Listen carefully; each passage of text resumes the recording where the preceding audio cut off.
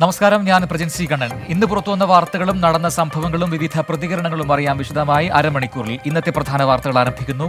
സ്വാഗതം.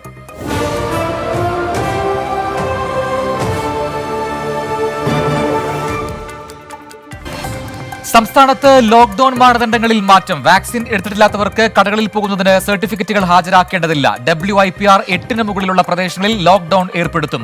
ലൈസൻസ് ഉള്ളവർക്ക് മാത്രമാകും വഴിയോര കച്ചവടം അനുവദിക്കുക. ശബരിമലയിൽ മാസപൂജയ്ക്ക് പ്രതിദിനം 15,000 പേർക്ക് പ്രവേശനാനുമതി നൽകും. ആശുപത്രികളിലെ പീഡിയാട്രിക് സൗകര്യങ്ങൾ വർദ്ധിപ്പിക്കാനും ഓണത്തിന് ആൾക്കൂട്ടം ഉണ്ടാവുന്ന പരിപാടികൾ അനുവദിക്കേണ്ടതില്ല എന്നും മുഖ്യമന്ത്രിയുടെ അധ്യക്ഷതയിൽ ചേർന്ന അവലോകന യോഗത്തിൽ തീരുമാനമായി. സംസ്ഥാനത്ത് കോവിഡ് ആശങ്കയുയർത്തി ടെസ്റ്റ് പോസിറ്റിവിറ്റി നിരക്കിൽ വർധന. 15.91 ഇന്നത്തെ TPR നിരക്ക്. 21,119 പേർക്കാണ് ഇന്ന് കോവിഡ് സ്ഥിരീകരിച്ചത്. കഴിഞ്ഞ ദിവസങ്ങളിലുണ്ടായ 152 മരണം കൂടി കോവിഡ് മൂലമാണെന്ന് സ്ഥിരീകരിച്ചു. മലപ്പുറത്താണ് ഇന്ന് ഏറ്റവും കൂടുതൽ രോഗബാധിതരുള്ളത്. 3063 പേർക്കാണ് ജില്ലയിൽ ഇന്ന് രോഗം സ്ഥിരീകരിച്ചത്. എറണാകുളം, തൃശൂർ, കോഴിക്കോട് ജില്ലകളിൽ 2000-ന് മുകളിലും, തിരുവനന്തപുരം, കൊല്ലം, ആലപ്പുഴ, കോട്ടയം ജില്ലകളിൽ 1000-ന് മുകളിലും രോഗികളുണ്ട്. സംസ്ഥാനത്തിന് പുറത്തുനിന്ന് വന്ന 40 പേർക്കും 111 ആരോഗ്യ പ്രവർത്തകർക്കും കൂടി ഇന്ന് രോഗം സ്ഥിരീകരിച്ചു. സംസ്ഥാനത്തിന് 5,11,080 ഡോസ് വാക്സിൻ കൂടി ലഭിച്ചതായി ആരോഗ്യവകുപ്പ് അറിയിച്ചു. 2,91,080 ഡോസ് കോവിഷീൽഡ് വാക്സിനും 2,20,000 ഡോസ് കോവാക്സിനുമാണ് ഇന്നെത്തിയത്. 95,308 പേർക്കാണ് ഇന്ന് വാക്സിൻ നൽകിയത്. കേരളത്തിലെ കോവിഡ് വ്യാപനത്തിൽ ആശങ്ക പ്രകടിപ്പിച്ച് കേന്ദ്ര ആരോഗ്യ മന്ത്രാലയം. രാജ്യത്ത് റിപ്പോർട്ട് ചെയ്യപ്പെടുന്നതിൽ 51.51% കേസുകളും കേരളത്തിലാണ്. 1,00,000-ലധികം പേർ ചികിത്സയിൽ കഴിയുന്നതും കേരളത്തിൽ മാത്രം. തിരുവനന്തപുരം, കോട്ടയം, ആലപ്പുഴ എന്നീ ജില്ലകളൊഴികെ സംസ്ഥാനത്ത് മറ്റെല്ലാ ജില്ലകളിലും രോഗവ്യാപനം രൂക്ഷമാണെന്നും ആരോഗ്യ മന്ത്രാലയം അറിയിച്ചു. മലപ്പുറം, കോഴിക്കോട്, പത്തനംതിട്ട ജില്ലകളിൽ റിപ്പോർട്ട് ചെയ്തതിൽ 80% കേസുകളും ഡെൽറ്റ വകഭേദമാണ്. ദേശീയ നിരക്കിൽ പ്രതിദിന കേസുകൾ കുറയുമ്പോഴും കേരളത്തിൽ മാറ്റം പ്രകടമാകുന്നില്ലെന്നാണ് ആരോഗ്യ മന്ത്രാലയത്തിന്റെ വിലയിരുത്തൽ. കോവിഡ് കാലത്തെ പിഴ ചുമത്തൽ ഉൾപ്പെടെയുള്ള പോലീസ് നടപടികളെ പൂർണ്ണമായും ന്യായീകരിച്ച് മുഖ്യമന്ത്രി. നിയമവാഴ്ച തകരണമെന്ന് ആഗ്രഹിക്കുന്നവർ പോലീസിനെതിരെ ഇല്ലാ കഥകൾ പ്രചരിപ്പിക്കുകയാണെന്ന് മുഖ്യമന്ത്രി ഇന്ന് നിയമസഭയിൽ പറഞ്ഞു. സർ, പോലീസ് പൂർണ്ണമായും ഒരു ജനകീയ സേന എന്ന നിലയിലാണ് നമ്മുടെ സംസ്ഥാനത്ത് പ്രവർത്തിച്ചു വന്നത്. ഈ കോവിഡ് മാനദണ്ഡങ്ങൾ ലംഘിക്കുന്നവർക്കെതിരെ പിഴ ചുമത്തുന്നത് എന്തോ ഒരു മഹാപരാധം എന്ന മട്ടിൽ വരുത്താനാണ് നമ്മുടെ ബഹുമാനായ അംഗം ഇവിടെ ശ്രമിച്ചത്. അട്ടപ്പാടി ആദിവാസി ഊരിലെ പോലീസ് നടപടി അടിയന്തര പ്രമേയ നോട്ടീസിലൂടെ പ്രതിപക്ഷം ഉന്നയിച്ചെങ്കിലും അവതരണ അനുമതി നിഷേധിച്ചു. സംസ്ഥാനത്തെ പോലീസിന് ഭ്രാന്ത് പിടിച്ചിരിക്കുകയാണെന്നും അട്ടപ്പാടി ആദിവാസി ഊരിൽ നടന്നത് പോലീസ് രാജാണെന്നും പ്രതിപക്ഷം കുറ്റപ്പെടുത്തി. ഈ കഴിഞ്ഞ കുറച്ച് ദിവസമായിട്ട് ഇവിടെ പോലീസിന് ഭ്രാന്ത് പിടിച്ചിരിക്കുകയാണ് സാർ. ഇവിടെ പശുവിന് പുല്ലരിയാൻ പോയവന് 2,000 രൂപ ഫൈൻ ഇടുകയാണ്. ബാങ്കിൽ പോയ ഗൗരി നന്ദ എന്ന് പറയുന്ന പെൺകുട്ടിക്ക് നിങ്ങൾ പെറ്റി അടിച്ചു കൊടുക്കുകയാണ് സാർ. അതുപോലെ തന്നെ പാവപ്പെട്ട മത്സ്യ കച്ചവടക്കാരിയായ സഹോദരിയുടെ മത്സ്യക്കൊട്ട വലിച്ചെറിയാണ് സാർ. കല്യാണം കഴിക്കാൻ പോയ നവവരനെ റോട്ടിൽ ഫൈൻ അടിച്ച സർക്കാരാണ് സാർ നിങ്ങളുടെ സർക്കാർ. പോലീസ് എന്ത് ചെയ്താലും അതിനെ ന്യായീകരിക്കുന്നത് മുഖ്യമന്ത്രിക്ക് ഭൂഷണമല്ലെന്ന് പ്രതിപക്ഷ നേതാവ് VD സതീശൻ പറഞ്ഞു. കൊലക്കേസ് പ്രതികളോട് പോലും ചെയ്യാത്തതാണ് ആദിവാസികളോട് പോലീസ് ചെയ്തത്. കൈനകരിയിൽ ആ ഡോക്ടറുടെ കരണക്കുറ്റിക്കിട്ടാണ് നിങ്ങളുടെ ലോക്കൽ സെക്രട്ടറി അടിച്ചത്. അറസ്റ്റ് ചെയ്തോ പോലീസ്? ലോക്കൽ സെക്രട്ടറി അറസ്റ്റ് ചെയ്തോ പോലീസ്? കരണക്കുറ്റിക്കിട്ട് ഡോക്ടറുടെ ലോക്കൽ സെക്രട്ടറിയും പഞ്ചായത്ത് പ്രസിഡന്റും കൂടി അടിച്ചത്. എന്നിട്ട് ഇതുവരെ ആ ലോക്കൽ സെക്രട്ടറി അറസ്റ്റ് ചെയ്യാത്ത പോലീസാണ് ഈ ആദിവാസിയുടെ പാവത്തിന്റെ വീട്ടിൽ കയറിപ്പോയത്. അടിയന്തര പ്രമേയത്തിന് അവതരണാനുമതി നിഷേധിച്ചതിൽ പ്രതിഷേധിച്ച് പ്രതിപക്ഷം സഭയിൽ നിന്ന് ഇറങ്ങിപ്പോയി.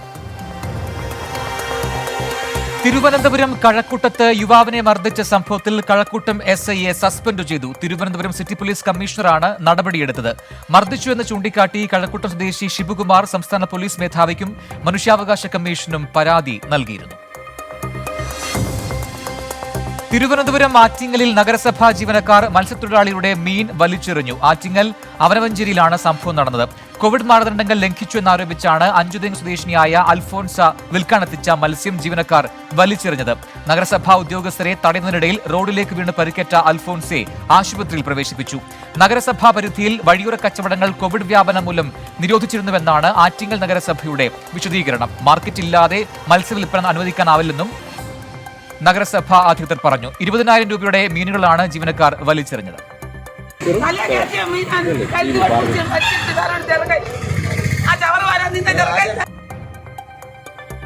കോവിഡ് കാലത്ത് മദ്യവിൽപ്പനശാലകളിലെ തിരക്കിൽ വീണ്ടും ആശങ്ക പ്രകടിപ്പിച്ച് ഹൈക്കോടതി. സംസ്ഥാന സർക്കാരിന്റെ പുതുക്കിയ കോവിഡ് മാർഗനിർദ്ദേശങ്ങൾ മദ്യവിൽപ്പനശാലകൾക്ക് ബാധകമാകാത്തത് എന്തെന്ന് കോടതി ചോദിച്ചു. കടകളിൽ പോകുന്നവർ വാക്സിൻ സ്വീകരിച്ചിരിക്കണമെന്ന വ്യവസ്ഥ മദ്യവിൽപ്പനശാലകൾക്കും ബാധകമാക്കണമെന്ന് കോടതി വാക്കാൽ പരാമർശിച്ചു. കേസിൽ വിശദമായ മറുപടി നൽകണമെന്നും ഹൈക്കോടതി സർക്കാരിന് നിർദ്ദേശം നൽകി. +1 പ്രവേശന നടപടികൾ ഈ മാസം 16 മുതൽ ആരംഭിക്കുമെന്ന് വിദ്യാഭ്യാസ മന്ത്രി വി ശിവൻകുട്ടി നിയമസഭയിൽ അറിയിച്ചു.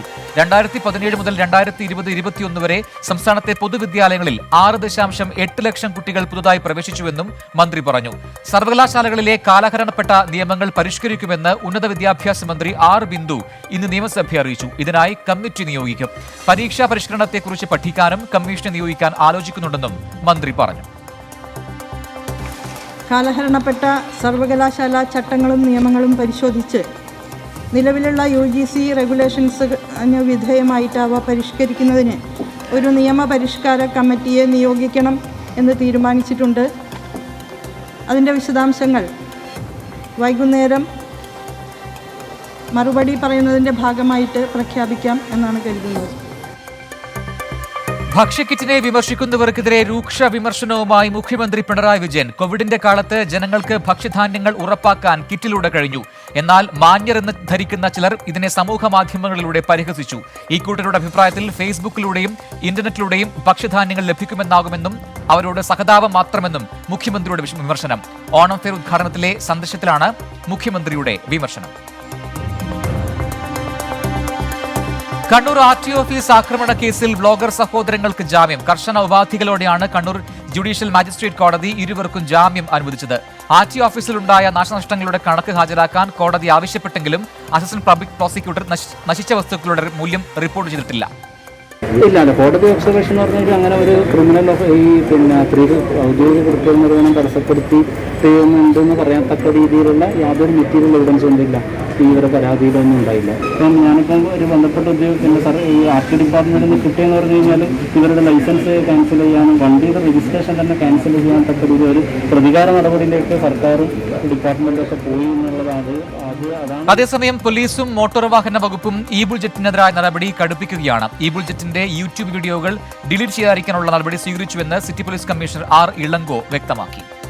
ആ കേസിൻ്റെ മെയിൻ വകുപ്പുകൾ എന്ന് പറഞ്ഞാൽ ഇവരുടെ 353 IPC PDPP ആക്ട് എടുത്തിട്ടുണ്ട്. അപ്പോൾ അതിലുള്ള മെയിൻ കുറ്റകാര്യങ്ങൾ ഇവർ അവിടെ RT ഓഫീസിൽ പോയിട്ട് അവരുടെ ജോലിക്ക് കൃത്യനിർവഹണത്തിന് തടസ്സപ്പെടുത്തിയെന്നും അതുപോലെ അവിടെയുള്ള ഗവൺമെൻറ് പ്രോപ്പർട്ടി നാശനഷ്ടം വരുത്തിയെന്നും ഇത് രണ്ടാണ് അവർക്കെതിരെയുള്ള മെയിൻ ഒഫൻസ്. അപ്പോൾ അതുകൂടാതെ ഒരു 17 സപ്പോർട്ടേഴ്സിനെതിരെ കോവിഡ് മാനദണ്ഡങ്ങൾ ലംഘിച്ചതും അതുപോലെ ഒരു കലാപത്തിന് ഒരു പ്രൊവക്കേഷൻ കൊടുക്കുന്ന രീതിയിൽ പെരുമാറ്റം ഉണ്ടായതിനു വേണ്ടി ഒരു കേസും കൂടി കണ്ണൂർ ടൗൺ പോലീസ് സ്റ്റേഷനിൽ എടുത്തിട്ടുണ്ട്.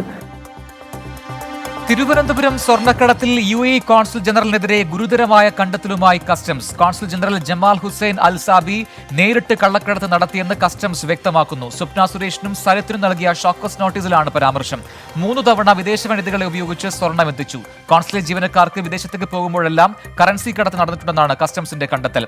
നയതന്ത്ര പരിരക്ഷയുടെ മറവിലാണ് കള്ളക്കടത്ത് നടത്തിയത്. പ്രതികളുടെ രഹസ്യമൊഴി ഉദ്ധരിച്ചാണ് കസ്റ്റംസിന്റെ പരാമർശം.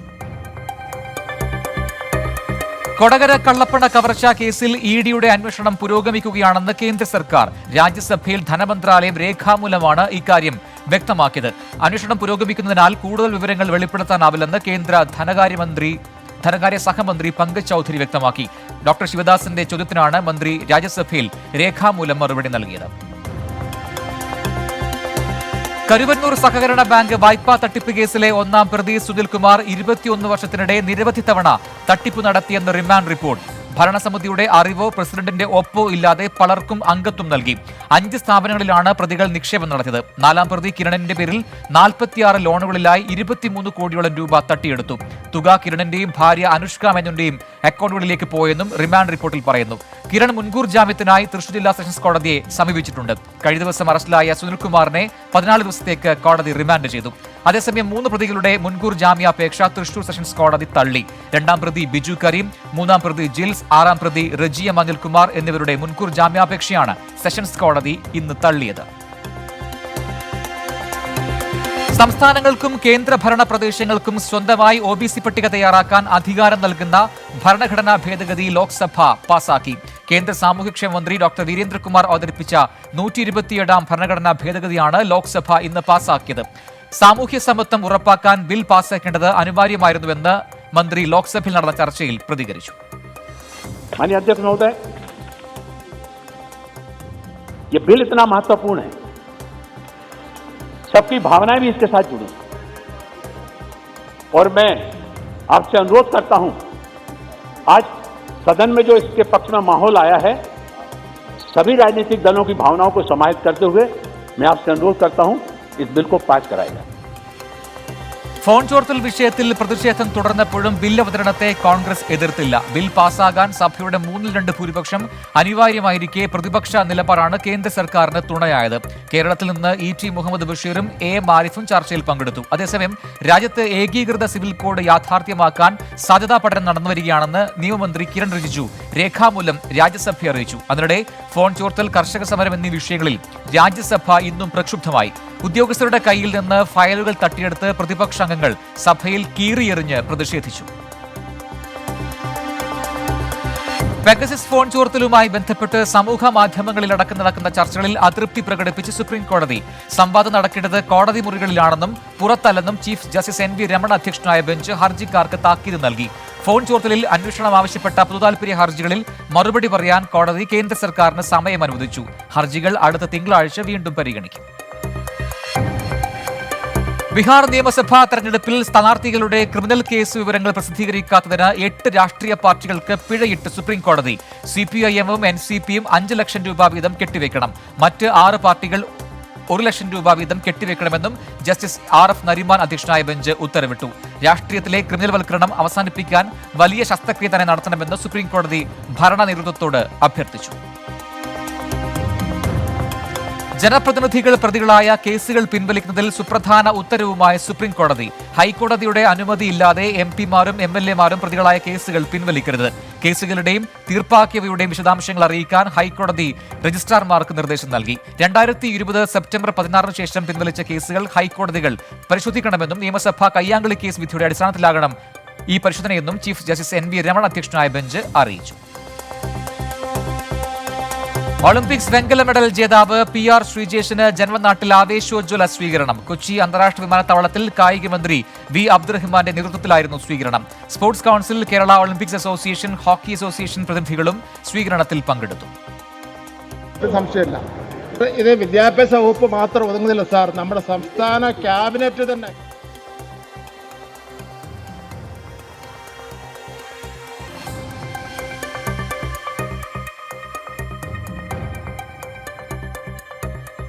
ബാഴ്സലോണ വിട്ട ലയണൽ മെസ്സി ഇനി ഫ്രഞ്ച് ക്ലബ് PSG-ക്കായി ബൂട്ട് കിട്ടും. PSG-യുമായി മെസ്സി 2 വർഷത്തെ കരാറിലെത്തി.